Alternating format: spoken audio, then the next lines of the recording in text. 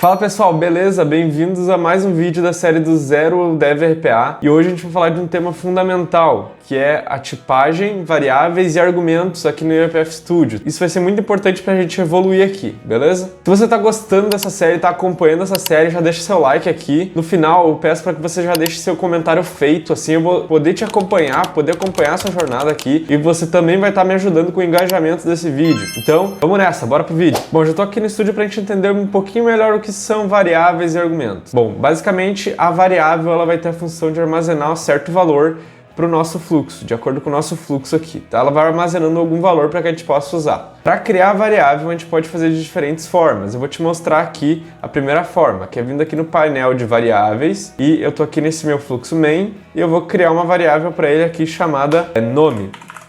Então aqui eu consigo colocar o nome de uma pessoa, por exemplo. Mas reparem que essa variável não tem nenhum valor, ela não está armazenando nenhum valor. Mas ela tem essa parte aqui do default. Eu posso setar aqui o valor dela, por exemplo.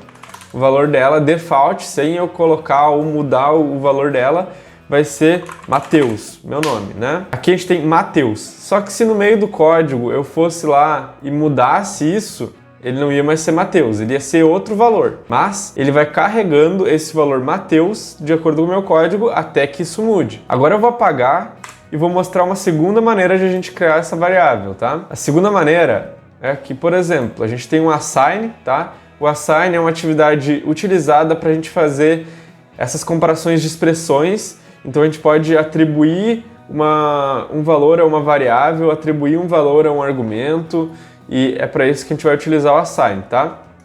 Esse primeiro assign aqui do nosso código, eu vou dar um Ctrl+K, que é uma forma mais fácil de a gente criar essa variável. Quando eu dou um Ctrl+K, ele já vem por padrão com o tipo da variável como string, tá? Mas a gente pode mudar depois. Eu já vou falar um pouquinho sobre esses tipos de variáveis, mas vamos lá. Criei aqui a variável nome, e o valor que eu vou mostrar para ela aqui é Matheus, tá? Então aqui eu já tenho a minha variável Matheus. Podem ver aqui no painel de variáveis que ela já foi criada aqui também. Só que não é o valor default Matheus. Agora eu atribuí durante o meu código Matheus para ela. E a partir desse assign aqui, ela passaria a valer como Matheus, certo? Bom, vamos fazer um pequeno testezinho, tá? Eu vou colocar um message box aqui em cima. E nesse message box eu vou colocar antes da variável. Então nós vamos printar aqui em cima o nome. Então eu vou colocar aqui nome, mais para concatenar aqui o que eu quero colocar, mas isso aqui a gente vai aprender mais para frente. Nome, e aí eu vou colocar a minha variável nome, tá? E aí eu vou fazer a mesma coisa aqui para depois dessa variável. Então deixa eu colocar depois da variável e o nome, tá? Então vai aparecer aqui duas message boxes na nossa tela quando a gente rodar. A primeira dizendo o nome e pode ver que não tem nenhum nome, ó. Então realmente a gente não tem essa variável Matheus, não foi ainda atribuído o valor Matheus para ela. Ela ainda está vazia, tá? A gente está vendo aqui. Vou dar um OK e vai vir a próxima message box. E aqui, ó, já mostrou Matheus, tá?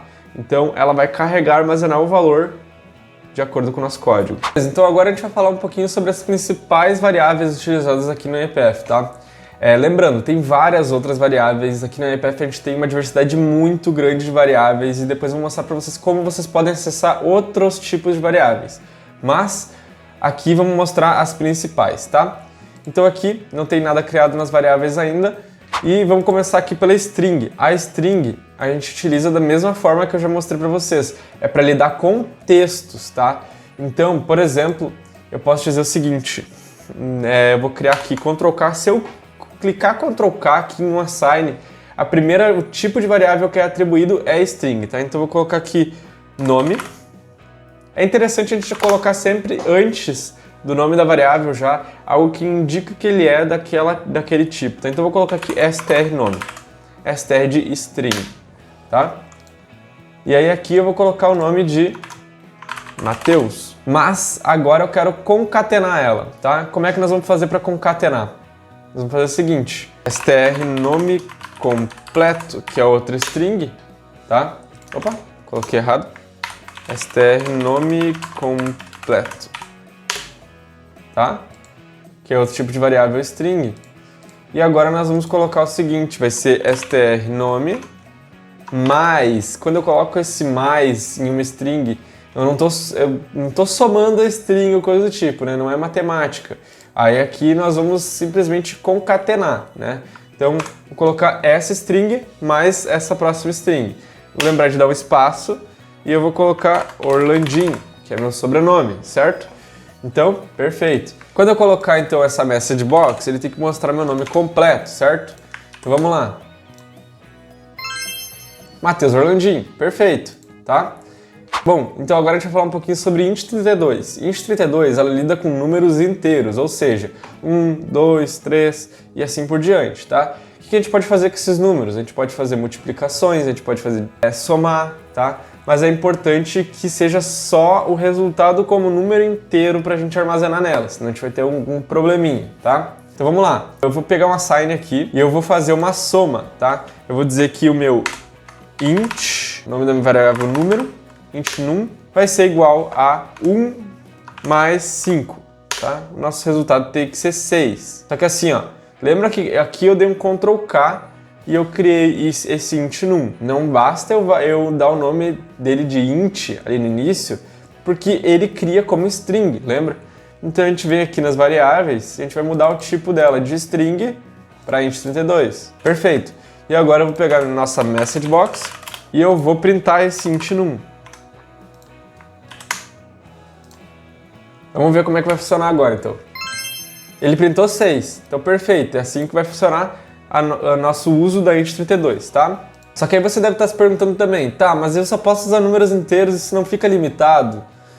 Sim, fica bem limitado, tá? Porque, por exemplo, se a gente dividisse aqui 5 por 2 já daria 2,5, por exemplo, né? E isso seria um problema, porque daria erro nessa nossa variável de int. Mas, por isso, a gente tem o tipo double. O tipo double, ele é chamado de ponto flutuante. Ele é para números decimais, números com vírgula. Então, a gente pode armazenar números com vírgula aqui nele, tá? Então, vamos fazer esse teste, tá? Primeira coisa, a gente vai colocar um dbl aqui para indicar que ele é um double. Div decimal, tá? Divisão decimal, vai ser o nome dele. E aí, a gente vai colocar aqui para ele dividir um 5 por 2. Lembrando, vai mostrar erro aqui pra gente. Por quê? Porque a gente criou como uma string. A gente vem aqui. Então a gente vem aqui, a gente vai pesquisar sobre esse tipo que ele não tem aqui, ó. Podem ver boolean, int32, string, object, data table, array. E aí não tá mostrando o tipo double, a gente vai ter que vir aqui, browse for types.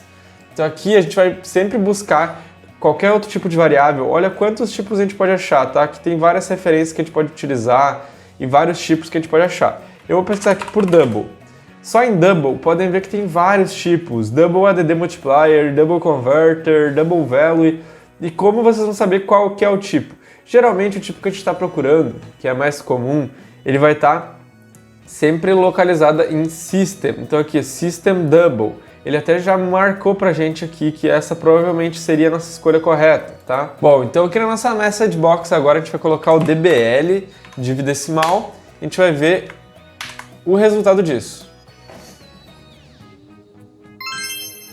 Ele já trouxe aqui pra gente 2,5 como resultado, tá? Então era o que a gente estava esperando realmente. Se a gente fizesse isso com o int, ele daria algum erro, tá? Olha só, eu rapidamente vou te mostrar aqui que se a gente colocasse aqui, por exemplo, 5 dividido por 2 aqui em int, ele nem deixaria fazer nada. Ele já disse que não tem como converter esse double para o tipo integer, que seria int32, tá? Beleza, já mexemos com os números, agora vamos para a variável de boolean.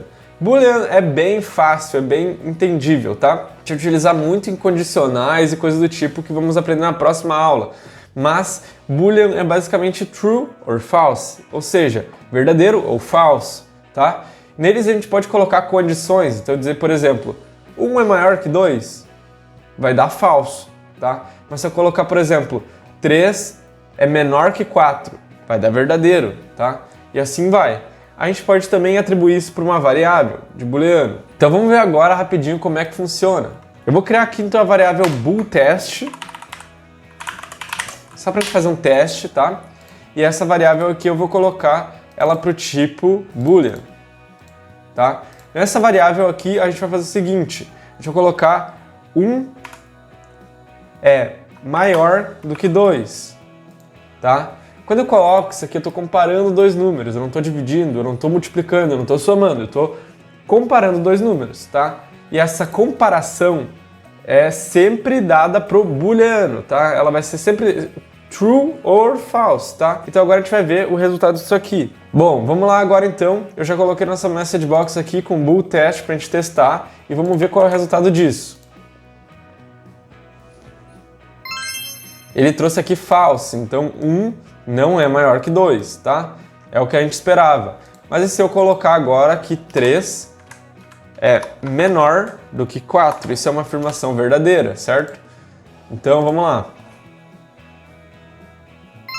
Ele trouxe agora true pra gente, tá? Então perfeito. Bom, e a gente tem também algumas atividades que elas já dão algum retorno pronto, de algum tipo de variável pronto pra gente, tá? Um exemplo aqui é o boolean. Se eu utilizar alguma variável para me retornar um verdadeiro ou falso para saber aqui, por exemplo, se eu quero saber um file exists, eu quero saber se um arquivo ele existe ou não existe, tá? Eu vou aqui na raiz do meu projeto, eu tenho aqui criado esse teste.txt. Eu vou apontar para ele, tá? E eu quero saber se ele existe ou não. Então eu vou colocar aqui, criar uma nova variável chamada bool file exists, tá? Se ela for true, existe. Se ela for false, não existe, tá? E quando eu criei isso, eu só dei um Ctrl K para criar aqui, mas podem ver que ela não foi criada como uma string, como normalmente ela seria. Ela já veio criada como um boolean. Isso são algumas sugestões da própria IPF para que a gente já tenha a tipagem certa, tá? Então perfeito. Agora eu vou trazer a nossa message box para cá. Eu vou até tirar esse assign aqui de cima. Vou deletar essa nossa bool test. A gente vai ficar só com a bool file exists e ver se existe esse arquivo ou não. Na teoria ele existe, teria que retornar true. True, beleza, perfeito. E agora eu vou vir aqui e vou deletar o meu arquivo. Vamos ver se ele vai retornar positivo. False, então não existe esse arquivo, tá? Perfeito, então é exatamente dessa forma que a gente vai lidar com o booleano, tá? A gente vai utilizar muito ele para as condicionais de if e coisas do tipo, tá? Então vamos lá. O próximo tipo aqui é array, tá? O array, ele é como se fosse uma lista, e cuidado com esse nome porque a gente tem outro tipo de variável bem famoso que é uma lista também. A gente vai mostrar em aulas mais lá pra frente, tá? Mas ele é como se fosse uma lista de valores ou variáveis de certo tipo. Então vamos lá, eu vou criar aqui, vou pegar um assignzinho aqui, eu vou criar aqui minha ARR, e aí a gente pode fazer o seguinte, a gente pode criar arrays de diferentes tipos, tá? A gente pode criar de strings, a gente pode criar de números, enfim. Eu vou colocar arrstr para saber que é de string e vai ser frutas, tá? Então aqui a gente vai ter um array de frutas. Nele eu vou colocar o quê? Vou colocar aqui banana, maçã e pera. Só que, ó, podem ver que ele deu um erro aqui já, porque a gente criou como string. Então aqui a gente vai mudar agora para array of t, que é o tipo, e aí a gente vai selecionar string. A gente está fazendo um array de strings, tá? Strings a gente já sabe que é texto, então a gente colocou entre esses quotes, no caso, entre esses, aí abre aspas. Então aqui a gente vai colocar, a string ela tem que estar nesse formato aqui, tá? Com isso aqui antes, isso aqui depois, para fechar ela. E aqui a gente abre com colchete, fecha com colchete e separa por vírgula, tá? E é assim que a gente vai declarar uma lista, por exemplo. Uma lista não, um array, aliás, tá? Beleza, então aqui a gente tem um array de frutas. Então a gente vai literalmente printar ele na message box. Então a gente vai fazer aqui a arrstr frutas, rapidamente testar isso. Ó, dessa forma aqui que eu fiz, podem ver que ele só trouxe para mim que é um system string ali com aquelas duas chavezinhas.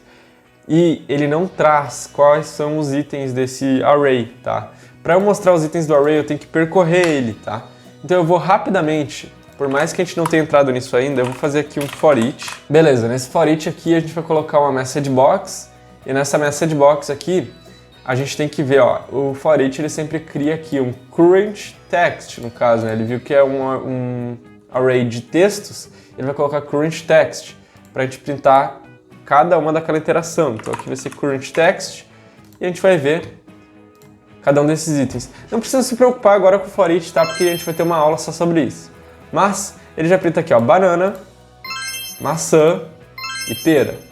Perfeito, tá? A mesma coisa a gente pode iterar e fazer com um int ou com double ou com qualquer outro tipo, tá? É só a gente colocar o tipo do array e a gente pode lidar com isso, tá?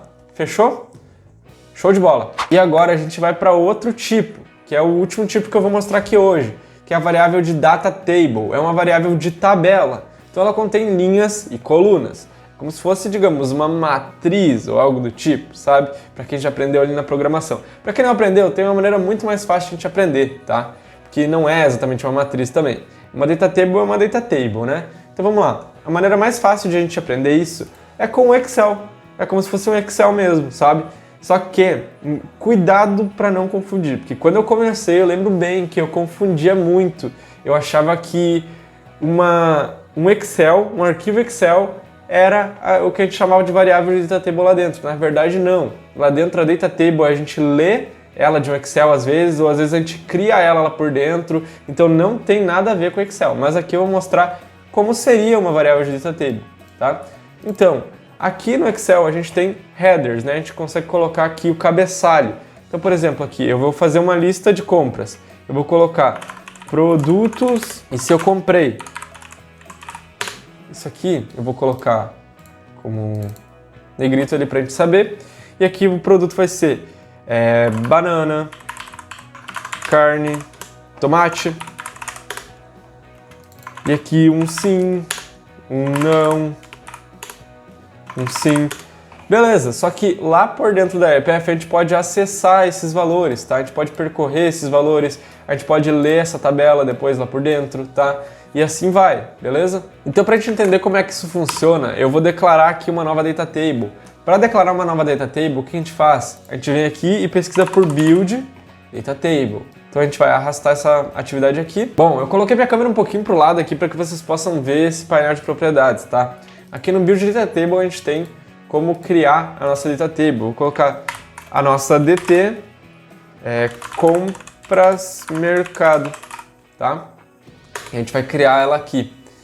Então a gente vai dar um build data table aqui, a gente vai tirar a primeira linha aqui que é meio desnecessária pra gente. Podem ver que tem uma coluna criada com tipo int e uma com tipo string, né? Eu vou colocar aqui uma nova coluna. A nossa primeira coluna, na realidade, vai ser essa que já está criada. E eu vou renomear ela para... Tá, eu vou renomear ela para produtos, tá?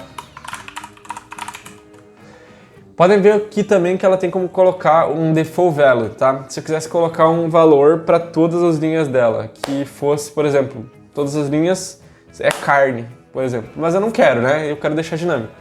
E tem também o max length, né? Que é o que cabe aqui, né? A quantidade de caracteres que vai caber nesse campo. Isso, beleza, eu vou deixar padrão aqui. Temos essa coluna criada agora e a gente vai para a segunda coluna, que é o comprado. Tá, e aqui vocês podem ver também que eu criei ali como tipo string, mas a gente pode ter outros tipos também de coluna. Aqui, lembrem que eu coloquei sim ou não, né? A gente poderia tranquilamente trocar isso para verdadeiro ou false, true or false, né? Então vamos fazer isso, tá? Eu vou colocar aqui comprado, em vez de string, isso aqui vai ser um boolean, tá? E aí a gente vai ter aqui, a gente vai dar um OK. E aí, só que assim, a gente criou a tabela, só que a gente não colocou valores nela. Eu posso fazer o seguinte, eu vou colocar novas linhas para essa data table. Eu poderia simplesmente vir aqui, se eu quisesse cravar isso, eu poderia fazer o seguinte, ó. Eu já vou deixar uma linha criada aqui, tá? O primeiro produto vai ser banana, que nem a gente colocou lá. Comprado, sim, eu comprei banana. Então aqui já vou marcar com o boolean, né? E lembrando aqui, o check significa que é positivo, que é true, né? Agora, eu vou colocar aqui carne. Não comprei carne, não vou marcar. E por fim aqui eu vou colocar tomate, tá? E vou marcar, porque comprei tomate, tá? Então a gente tem aquela tabelinha que a gente tinha ali. Beleza, então aqui algumas coisas que eu quero mostrar para vocês também é algumas propriedades dessa data table, tá? Que a gente pode printar e utilizar dela. A gente pode por exemplo, pegar aqui o row count dela, que significa o contador de linhas. Aqui ele vai trazer quantas linhas essa tabela tem. A gente criou aqui 3 linhas, tá? Antes disso, eu vou utilizar uma nova atividade aqui para mostrar para vocês, que é o add data row. Nela, a gente pode dizer o seguinte: para minha data table dt compras mercado, eu quero que tu adicione o seguinte, né? Eu boto um array row, array que a gente aprendeu ali em cima. Agora a gente pode adicionar desodorante. Eu vou colocar aqui new object, mas não se importem com isso agora, isso não é importante, eu só quero mostrar o add data row funcionando para vocês, tá? Então vamos adicionar esse desodorante como true e no final aqui vou colocar aqui um breakpoint para que a gente possa parar e ver como é que está a nossa tabela. Lembra que a gente criou 3 linhas aqui, banana, carne e tomate, tá? E agora a gente adicionou o desodorante. Então agora nós vamos vir aqui no painel que a gente já mostrou na primeira aula, e aqui a gente pode ver aqui, ó, o desodorante está aqui como true, tá? Então a gente tem como fazer essa tabelinha dinâmica aqui, e a gente pode mexer com ela aqui dentro, adicionar, remover itens, enfim, bem útil, tá? A gente utiliza muito esse tipo de variável aqui, beleza? E agora o último item aqui para mostrar para vocês também, que seria da data table, seria esse row count dela aqui. Lembra, agora a gente acabou de ver que tem 4 linhas, então eu vou rodar ela aqui, e ele tem que trazer o número 4 pra gente, tá? Então, perfeito. Beleza, agora a gente vai aprender um pouquinho sobre argumentos, tá? Os argumentos, eles vão ter os mesmos tipos de variáveis do que as variáveis normais. Então, a gente tem aqui string, boolean, int, object, e funcionam da mesma forma que a gente viu com as variáveis. Porém, os argumentos, ele tem algo de diferente. Os argumentos, eles podem entrar e sair, ou entrar e sair ao mesmo tempo de um workflow. Então, ele tem as direções aqui, in, out e in-out, tá? Os argumentos, eles vão servir para o seguinte: quando a gente faz um código, a gente não vai fazer sempre que nem eu estou mostrando aqui, tá? Que é tipo tudo na main e a gente vai rodar main e vai rodar tudo. Não, tá? A gente vai usar workflows, porque os fluxos vão ficar muito grandes pra gente, tá? Então, a gente vai ter que fazer com que algum valor saia do workflow 1 e seja usado pelo workflow 2 e seja usado pelo workflow 3, algo do tipo, tá? Para que a gente possa fazer isso, a gente precisa usar os argumentos. Eles são muito usados. Eu criei aqui 3 workflows diferentes: o criar lista de compras, o adicionar compra e o printar compras, tá? Então o que a gente vai fazer aqui? A gente vai fazer o seguinte. Então a primeira coisa aqui, a gente vai criar essa lista de compras, tá? Para criar a lista de compras, eu vou chamar esse workflow aqui, tá? Lista de compras, criar lista de compras, e eu vou abrir ele e vou começar a trabalhar nele. Primeira coisa, eu vou criar minha lista de compras aqui. Vai ser, na realidade, eu vou fazer isso em array, tá? Então vamos lá. Vou pegar aqui um assign, vou clicar aqui arr_str lista compras. Aqui a gente vai fazer só um array de strings mesmo, tá? E aí eu vou colocar aqui o tipo dele, que vai ser array of type, e aí a gente vai colocar string, daquele jeito que a gente já sabe. Essa lista eu vou colocar banana, maçã. Banana, maçã e carne, tá? Beleza. É isso que a gente vai comprar ali no mercado. Então, beleza. Criamos essa lista de compras. Bom, então a gente tem aqui esse arr_str lista de compras, só que a gente tem um problema. A gente precisa mandar ele lá para main de volta, porque depois de criar essa lista de compras, eu quero adicionar uma nova compra. Eu não quero ficar só com as compras que eu criei lá, tá? Então, beleza. Eu vou ter que trazer essa variável para main e adicionar uma nova compra. E aí aqui eu vou, no final, também printar essa compra. Então eu vou, de fato, precisar dessa variável aqui, tá? Então o que eu vou fazer? Eu vou chegar aqui em criar a lista de compras, eu vou vir em variável, eu vou clicar com o botão direito, convert to argument, e agora ele é um argumento, tá? E agora ele tem uma direção. Eu vou colocar aqui para ele sair daqui, ele está sendo criado aqui, então eu quero que ele saia esse array de strings aqui. E aí é bom sempre a gente colocar no nome out aqui para a gente sempre saber a direção dele, tá? Que ele tem que ser. Beleza? Como uma boa prática na nomenclatura. Aí aqui ele já pede aqui, ó, import arguments, tu dá um import arguments aqui nele, e aí ele vai te pedir um valor aqui para atribuir para isso, para te pegar esse valor numa variável aqui da main. Então, ele sai de lá como arr_str lista de compras e ele entra aqui, ele vem aqui para main como arr_str lista compras. reparem, tá? Que agora essa nossa lista de compras na main, ela é uma variável, mas ela veio como argumento de outro workflow, tá? E agora a gente vai utilizar essa nossa variável da main para entrar no adiciona compra. Então aqui vai ser in, que é uma variável de entrada agora, tá querendo entrar esse array, e a gente vai colocar a direção in, e agora vai ser um array de strings, tá certo? Bom, e agora que a gente já tem esse argumento de entrada, a gente vai fazer o seguinte, a gente vai colocar um assign aqui, a gente vai colocar esse in aqui, né, que seria nosso array, que já tem itens. Se a gente não tiver itens, vai dar algum erro aqui, tá? Porque ele precisa estar inicializado, pelo menos, esse array. Mas já tem itens vindos do cria lista de compra, e aqui a gente vai fazer o seguinte, a gente vai dar um append, tá? Que vai ser em str de lista de compras, que é o valor que já tinha nele, ponto append. E aí aqui a gente vai colocar o novo item, que aqui o novo item que a gente vai comprar vai ser desodorante.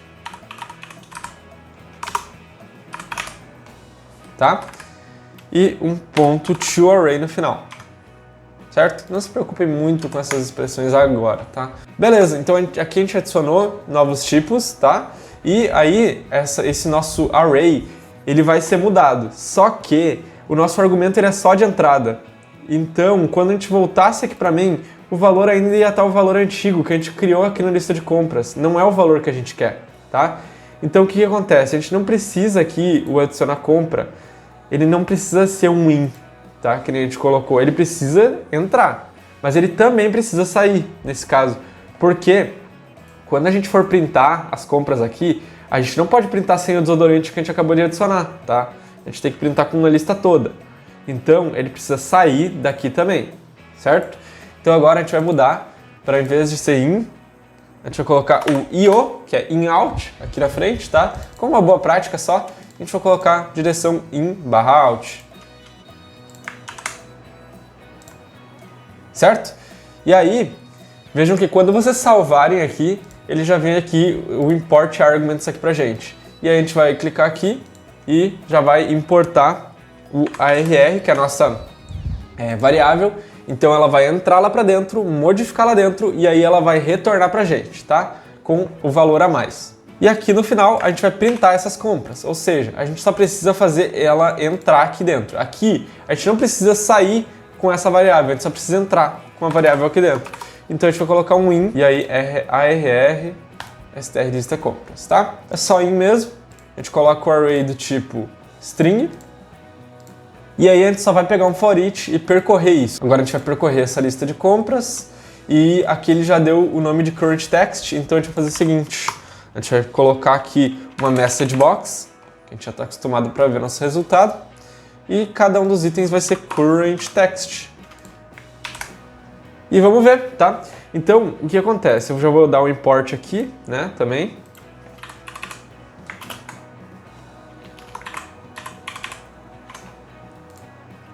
Pronto, já importei minha variável e na teoria ele tem que me mostrar 4 itens aqui, tá? Os 3 que eu declarei inicialmente, mais o desodorante que eu declarei depois, ele tem que nessa iteração mostrar 3 message box pra gente, tá? Vou rodar aqui. Pessoal, eu recomendo fortemente que vocês façam essa prática também, tá? Vamos fazendo as práticas que eu vou mostrando aqui no vídeo que vai ser muito importante para você ir evoluindo, tá? Às vezes a gente só vê, a gente entende o que está sendo passado, mas a gente esquece com facilidade. Então quando a gente coloca na prática, você vai vendo o seguinte, de repente eu quero trocar aqui, em vez de colocar uma message box, colocar um log, de repente eu quero fazer uma lógica diferente, mas eu quero fazer nesse contexto de utilizar o argumento de entrada e saída. Entender esse contexto vai ser bem interessante para ti, tá? Então praticar bastante isso é primordial, beleza? Mas beleza! Show de bola! No nosso teste aqui, veio banana primeiro, maçã por segundo, temos carne por terceiro e desodorante por quarto. Fechou, temos todos. Então, é exatamente assim que vai funcionar os argumentos de entrada e saída, beleza? E entrada e saída também.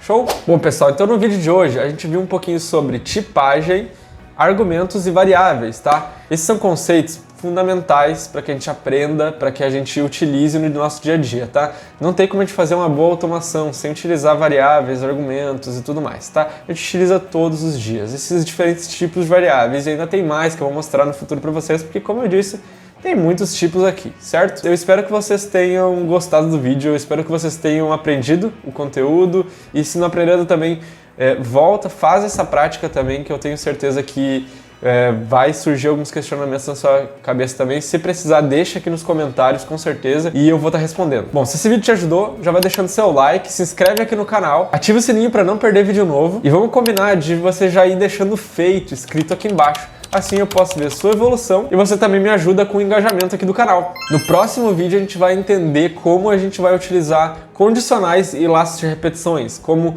por exemplo, o if é uma condicional e um laço de repetição é o for each, que a gente usou um pouquinho aqui hoje, a gente já teve uma palhinha, certo? Então, até o próximo vídeo, valeu, falou!